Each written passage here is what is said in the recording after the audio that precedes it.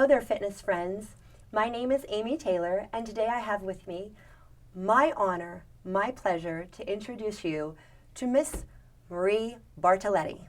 Marie Bartoletti works with me at the YMCA, and she is a lifeguard, she is a mom, she is a triathlete, she is an Ironman champion, she is a jogger, she is a runner, she is a pacer, she is a tennis coach, she is so much. It is my honor and my pleasure to introduce her to you today. Welcome, Marie. Thank you, Amy. Yes. Marie, today I want to talk about all of your achievements. Let's start with your story. Someone in the United States has a stroke every 40 seconds. Let's let that seep in for just a moment. Every 4 minutes, someone dies of a stroke. Marie, I understand that you suffered from a stroke, and somehow, some way, it impacted your life. Yes. I'd like to talk about that with you today. Okay. Yes. Your mission in life, you told me, was mainly to help others. You have a passion for pacing. What is pacing? You take 4:30 and you get every mile is on the track. On the track, yes. In distance running, to pacing would be to help people make and achieve their goals in running. That would be your time per mile. Yeah. Yes, yes. You physically, mentally, emotionally, and spiritually assist other runners That's in right. achieving their pacing per mile. That's right. Yes. Before the stroke, I was singing and talking, not at the stroke, because I said, I had the stroke, I'm pacing you, and I'm not talking or singing. I understand. I understand. You also add elaborate hats and balloons Yeah. when you pace out. Yeah. What would be your favorite outfit that you wore? Bunny ears. Would that be for an Easter event? No. No. All Oh, for all of them. You just like the Easter Bunny. You like the bunnies. Energizer Bunny. Oh, Because- the Energizer Bunny. That's because adorable. because most people call me the Energizer Bunny. Because you keep going and going and going. And what I love about your story is you didn't let the stroke keep you down. Little Energizer Bunny Perseverance. kept going and going. And you will continue to go. That's And right. inspire others through your story.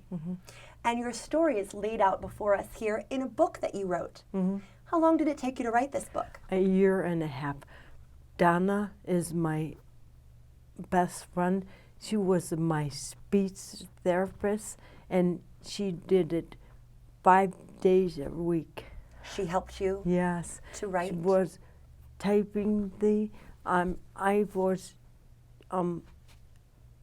dictating, and she was typing it. How lovely. She's my best friend. She's your best friend. Very good friend.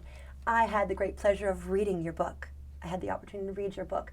It is filled with so much compassion and empathy and love. It really is a labor of love, is what it is. I understand that you've run 485 marathons, is that Yes. correct? Yes. Do you understand how crazy that sounds? I know. That's nuts. I know. And you've run 179 of them since your stroke? Yes. Let's get that out there. Almost 200 marathons, and her stroke never slowed her down. She kept going and going and inspiring others. And you were a physical education teacher Yeah. at Thomas Jefferson? 27 years. 27 years. That's I amazing. loved it. And you also were a tennis coach there, I believe. Yes, a tennis coach. 5 years ago, almost to the day, I believe it was Thanksgiving Day, your life changed. I got up at 7. I was in Kalamazoo, Michigan, my mother's house, and I got up at 7:42, and because John was there, and I don't know what happened, because he called the ambulance and was a volunteer fireman. He know what happened to me. I understand. So it's 7 o'clock in the morning, Thanksgiving Day, 5 years ago, your life changed. How did you feel once you regained consciousness? What was going through your mind? I knew it was something bad. You understood that it was something bad, something life-changing. Mhm. What was your biggest fear at that moment? I couldn't talk. You were unable to speak. So you went to physical therapy for both mind, speech, and body. How long did it take you to regain your voice? 2 years. 2 years. Yes, yes. And what else were you fearful of? Were you fearful you might never run again? Yeah. Yes, because that was such a big part of your life. I did, second day out of the hospital, I ran 6 miles. Stop for a moment. Just stop for a moment. How Because- long were you in the hospital? About. 6 days. You were 6 days in the hospital. You come out of the hospital. Your second day out of the hospital, and you did what? 6 miles. My cousin said, "Don't tell me because you're a nurse." That's crazy. I know. So in your heart, you wanted to run. I know. In your mind, did you think you could do it? I don't know. You just did it. I know. You just did it and you completed I it. know. Because my right heart amazing. was Paralyzed. weak. Weak. Yeah. But you still ran? And you completed it? Perseverance. That's amazing. That's amazing to me. I can't believe it. And here you are 5 years later, and you have 585 medals for a marathon. And a marathon would be how many miles? 26.2. 26.2 miles. And for how many 100-mile races would you say you have medals for? 12. 12 medals for that. How many medals would you say that you have for 135 miles? 1. Because And you also have 12-mile races, of which you have 50 medals. So if I put it all together, 485 medals, 12 medals, 135 medals, 50 medals, that's bad water. like 700 medals. It's bad water. Bad water. Because not very many people do it. And why do not many people do that? 135 degrees. 135 degrees you ran? And that's 135 miles? 35 hours it took me. Because How many hours? 35 hours it took for me, and I did 13th place. 13th place. Lucky 13th place. Yeah. I understand your most special race would be the San Diego race. And because you ran it with your son David. Yeah. And your David was 18 at the time. Talk about that race with us. I did marathon with my David, and he Did he train a lot for this marathon? no, He didn't train at all for because this marathon? one I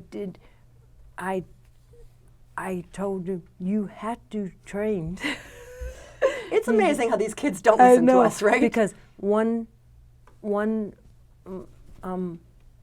I was coaching for stroke, and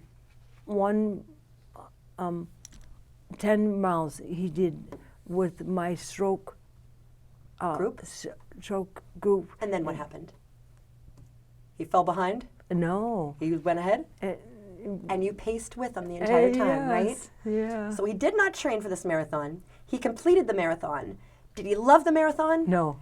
Did he ever run another marathon? No. No. So one and done. Because he was playing the piano and works and That's amazing. But one and done, and he didn't want to do another no, one. No. But I'll bet you he respects you more of the work that you do with the marathon pacing and the running. That's absolutely amazing. I understand you're also a world champion in Kona, Hawaii. Do you have a medal to symbolize that? No. No? No? Let's talk about some of your medals. Oh, Let's start with that one. Because I'm amazed Abbott at that one. Road Mazers. May did, I? Okay. Let's talk about it together. I did that with last one. I paced it. London Marathon. I paced 5:15 last April. That's amazing. So what I want to explain to the folks at home is you have to complete these marathons in order to get this medal. And Tokyo, Boston, London, Berlin, Chicago, and New York City. I paced it 24 times. I paced it 24 times New York City and Chicago. I paced 23 times. That's absolutely amazing. How many people in the world would you say that have this? I understand between 6,000 and 7,000 people in the entire world have this medal. It's beautiful, quite an accomplishment. Another medal that we might be proud of, let's start with the Bahamas. You ran this one in January. Yeah. Just this January. Yeah. I also understand that you ran a marathon a week beginning in January. And talk to us about this marathon. I'm speaking. You were a keynote speaker at this marathon. And there's pictures of all of that you're telling us in your book. The book is filled with wonderful facts, stories, antidotes, and photos. Beautiful. So you were the keynote speaker at the Bahamas Marathon, and you also ran in the marathon. Beautiful. And anything else you'd like to talk about this medal? I took first place in there. You were first place in January in this marathon. Fabulous. Fabulous. Because I was seventh place in this. Seventh place. Second Place in this one. This is 4:30, fabulous. 4:30, 4 hours 4:28. and 28 minutes. And this is, let me read where this is from. This is from Fort Lauderdale. And I understand that the symbol would be the sea turtle and the golden sea turtle. This has to weigh at least 2 pounds, pound and a half. This is very, very heavy. This is very, very heavy. And what an accomplishment this is. And there's photos of you in the book next to sand sculptures of sea turtles. So beautiful. Another medal that we might speak about. This was literally a week after It was very, the Bahamas. This shirt goes along with this. I know. So 1 week after you took first place in the Bahamas Marathon, you then went Huntington Beach. For 5 hours I paced it. For 5 hours you paced it. Unbelievable. Unbelievable. I'm trying to keep up with my notes of all of your accomplishment, and my head is literally spinning. Because this was a very favorite one. 23 years ago. 1995 I see. I see. was the very first one I did. And I understand, didn't you run in the Pittsburgh Marathon every year since its inception? How many people can say that they did that? That's incredible. What an accomplishment. I'm beginning to run out of room here on the table for all of yours. Let's go to the Mercedes, and I want to end with that one, your Mercedes.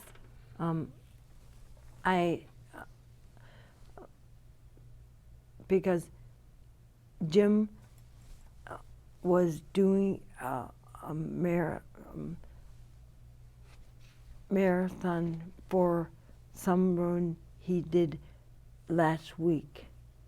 Was ICU and it was stroke victim. For stroke victims. So this symbolizes the marathon for stroke victims.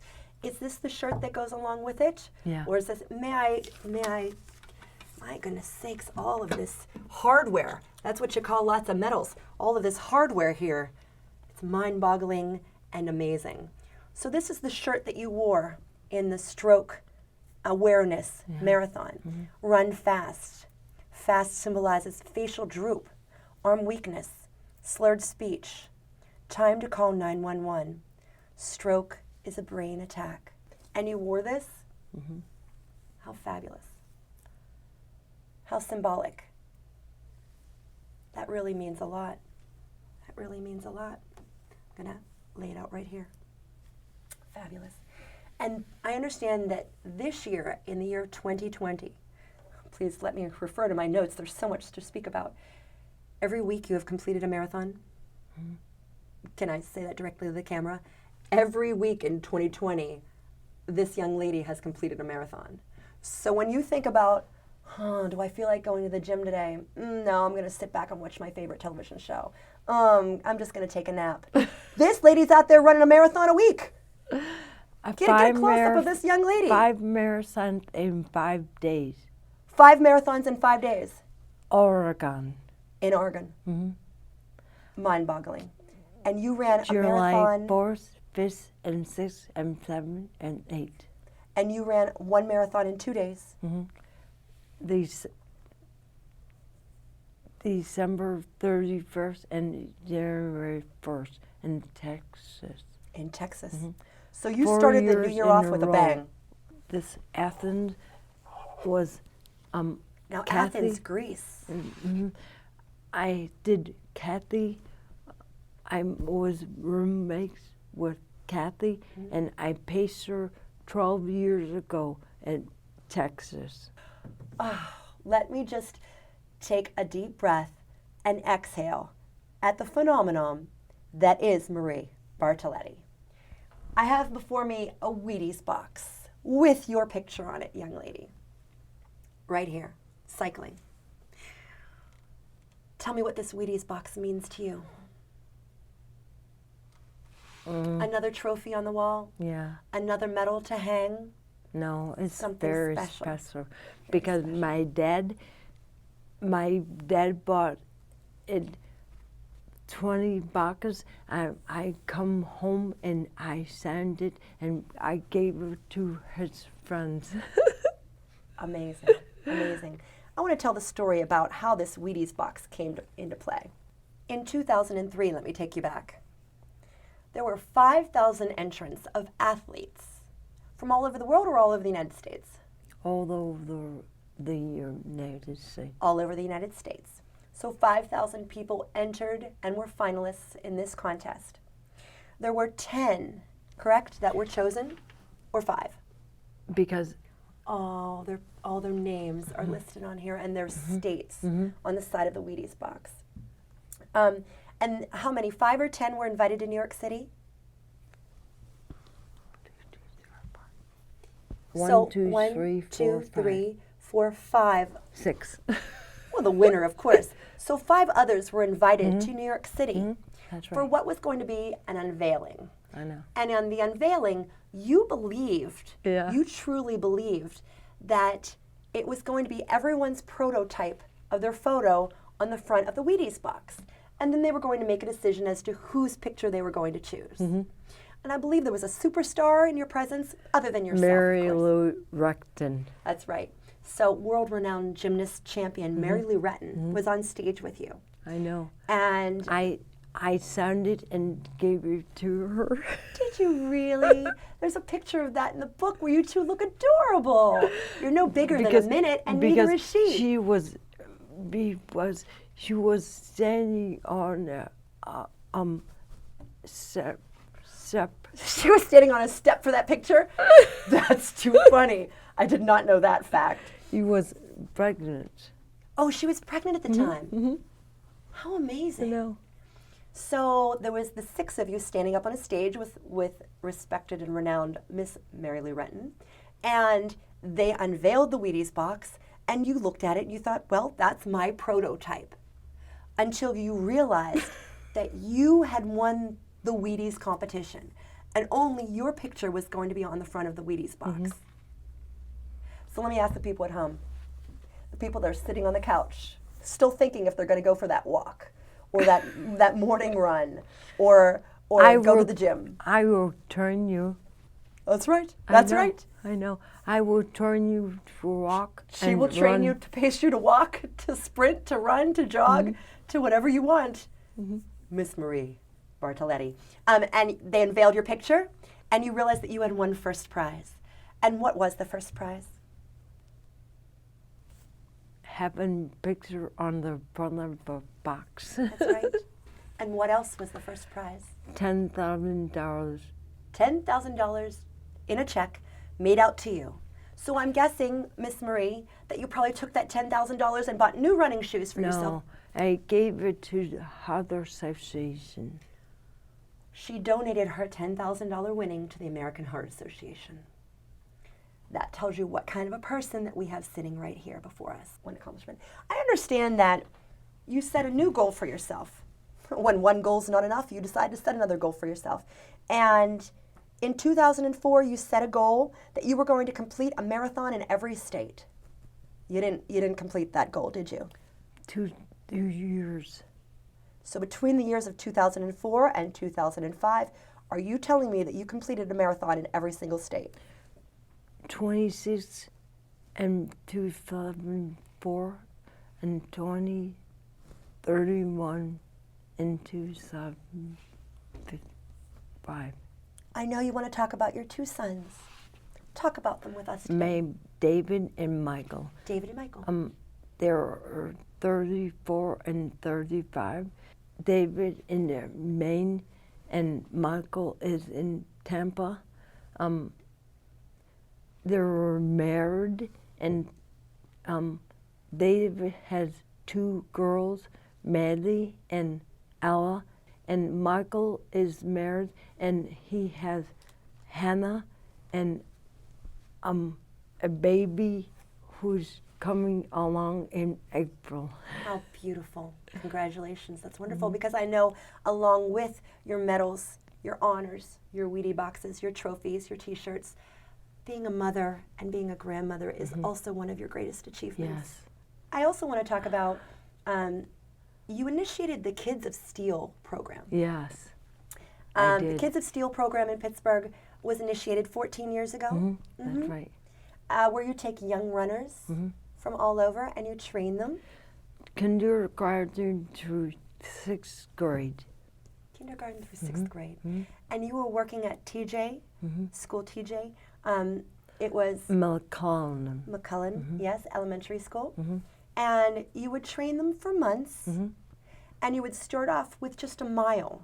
Because I turned the radio on, and I did a mile in class with them. So you would start off with a mile in class.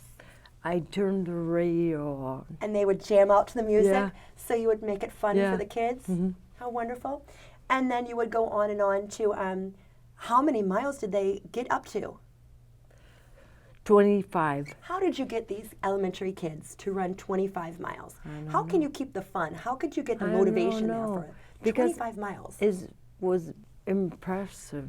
It was very impressive, and it still is really impressive. So on the 26th mile that they would run, The one Kids of Steel and day before the marathon. so the day before the Pittsburgh Marathon, which you have run every year since its conception, the kids marathon would take place the day before the original marathon, and the kids would run 26 miles. I went with them. You went with them, yes. And I understand when it first started 14 years ago, you had 300 and some students sign up. 76 of them were your own personal students from Thomas Jefferson. How many students would you say this year are going to be running, or last year that have run? 9,000. 9,000 and some. All because of you, who initiated this program to get kids up and moving. I know. And to have a love and a passion for running. You instilled that in what I like to say, the next generation of runners. That's right. So I want to talk about the fact that your work with the Kids of Steel program and with the Pittsburgh Marathon, you're touching upon these kids who, like the ripple effect, if you throw a stone into, say, a lake and the ripples go out, your touching of these children's lives, of their path with athleticism, with running, with anything having to do with endurance or so on and so forth, their children or their children I see that? might also have the same passion. So much like that stone that I'm throwing into the lake, you are impacting future generations, inspiring them. I know, because I taught him in 7th grade. Eddie Coons is my my hero because I taught him in 7th grade and I coached him to do Ironman. So in 7th grade, Eddie Coons was your student. You coached him to do an Ironman. Did he complete it? No, I coached him to track. To do track. And here he is, a grown adult, with you. He was doing 17 marathons, 17 Ironman. Wonderful. I That's know. amazing. And you speak of him, your words, not mine, that he is your hero. Oh no! Why do you say that? Because I taught him how to do that. So wouldn't you say, by looking in the mirror at one another, you also are his hero? Okay. So you have a respect, a love, an admiration for one another's accomplishments. Because Marcella is in Tampa, and she brought the Kids Here program back to Tampa, and she. So the Kids of Steel program is now in other states. I know. How many states would you say participate in the Kids of Steel program? Oh, Quad Cities participate, and a whole bunch of others. That's amazing. Other than your medals, your trophies, your Wheaties box, your book, T-shirts, accomplishments as a mother and a grandmother, is there anything else that you would like to speak with us about today? Anything else? No. Any other messages? Perhaps with the Stroke Association? Your association with the American Heart Association? I'm going to give the profits Stroke Association. All the profits from this book, from the sales of this book, are going to the American Heart Association. Stroke Association. The American Stroke Association. That's unbelievable. That's absolutely unbelievable.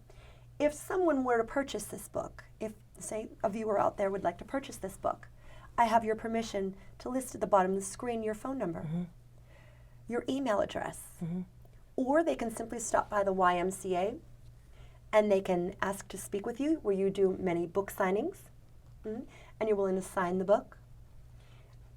And they can purchase their own book to hear your story through pictures and through the written word. And I see that you have dedicated this, Dear Amy, Miles of Smiles, best aerobics teacher ever. Love, Marie. Marie Bartoletti. It is truly my pleasure to know, to work, and to come in contact with you every day. You inspire me and so many others through the work that you do, American Heart Association, American Stroke Association, pacing through elementary schools, through the Kids of Steel program, so much. I see that you have newspapers here. This is just from this month. South Hills Record, newspaper article about you. Observer Reporter, newspaper article about you. You have your picture. You have articles. Marie, it is my pleasure to know, to work with you. I hope that you continue to inspire others through our conversation here today, through your book, and through continuing to live your life the way that you have. Thank you, Amy. I love you, Marie. Okay, thank you. Thank you.